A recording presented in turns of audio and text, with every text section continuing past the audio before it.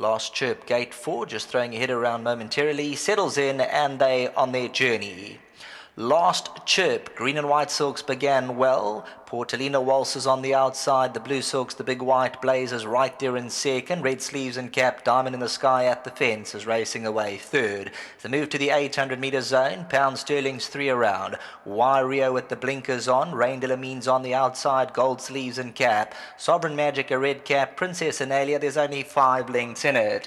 They move down towards the final 700 metres, and Anton Marcus and Last Chirp breezing along 3 parts of a length, head just slightly twisted. On the outside, Portalina Waltzes second, the big white blaze. Diamond in the sky, parked beautifully at the rail, red sleeves and cap. Last Chirp just flicked her ears at the 300 metre marker by a length. Anton looks to the outside. Diamond in the sky is the main danger. Princess Analia looks to run on. Last Chirp still by 3 parts of a length at the 200. Diamond in the sky. Last Chirp has a half a length to spare from Diamond in the sky, and that could be good enough. Last Chirp all out to win. Last Chirp by 3 parts of a length. Diamond in the sky. Princess Analia, and then came Sovereign Magic.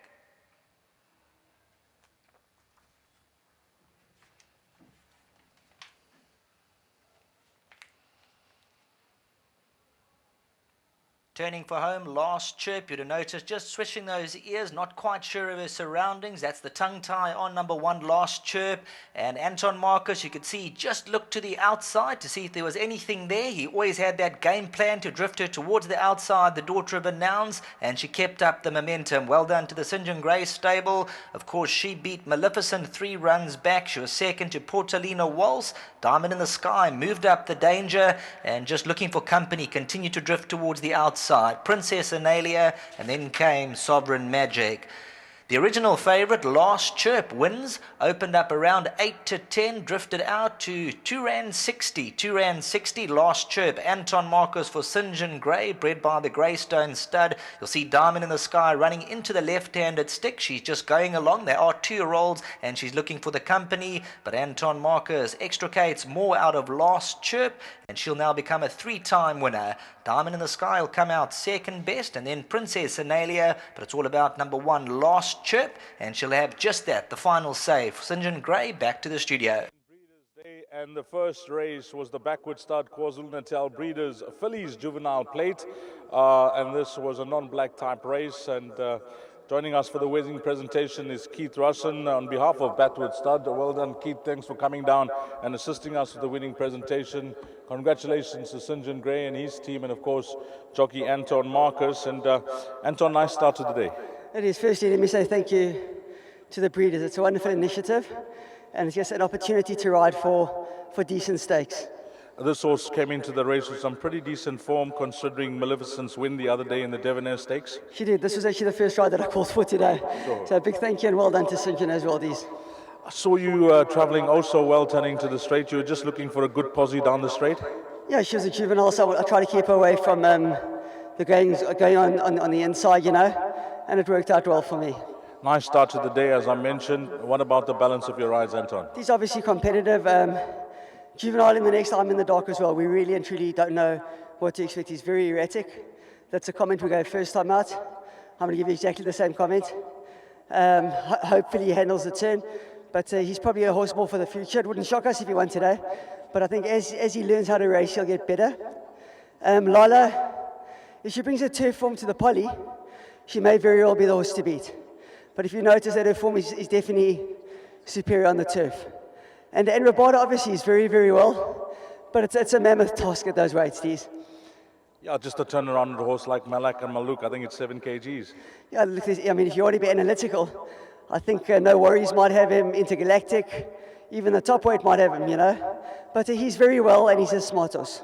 Thanks for that, Anton. A nice start to the day, and that's your winning memento from the sponsors here, Backward Stud, and of course, Keith Russen. Well done to winning jockey Anton Marcus. Next up, the winning trainer, the owner, and of course, bred by Greystone Stud as well. And firstly, nice having you in town, St. John. You must have planned these horses coming down, obviously KZN breds, etc. But this filly's come through well. Yeah, thanks, Dees.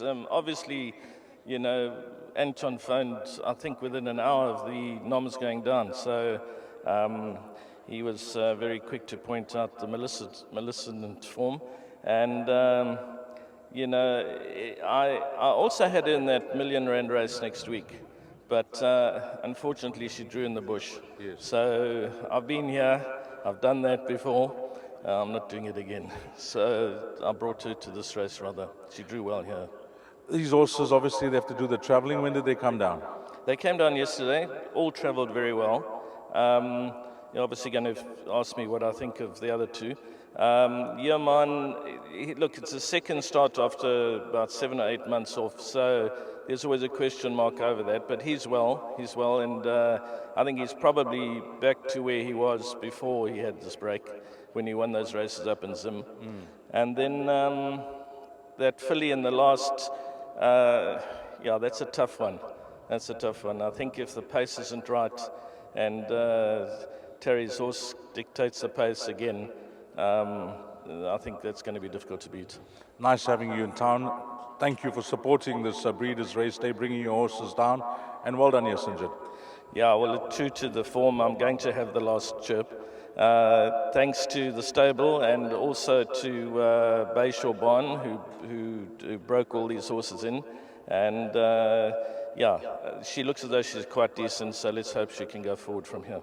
Well done, St. John Gray, and he'll collect the lot from the breeders here. Of course, he is the winning trainer, the winning breeder, and the winning owner. So a handful of mementos, a handful of checks as well. St. John, it's turned out to be a lovely start to the race meeting, and St. John will receive that 10K check and all those lovely mementos behind. We thank Backward Stud, represented by Keith Russen, for coming down and assisting us with the winning presentation. Race number 1, 1, 3, 5, 4, and 5. That's the way they cross the line. Coming up next will be the start of the bipot, which is race number 2, and the time to jot down there will be 12:25, and that's 25 past 12.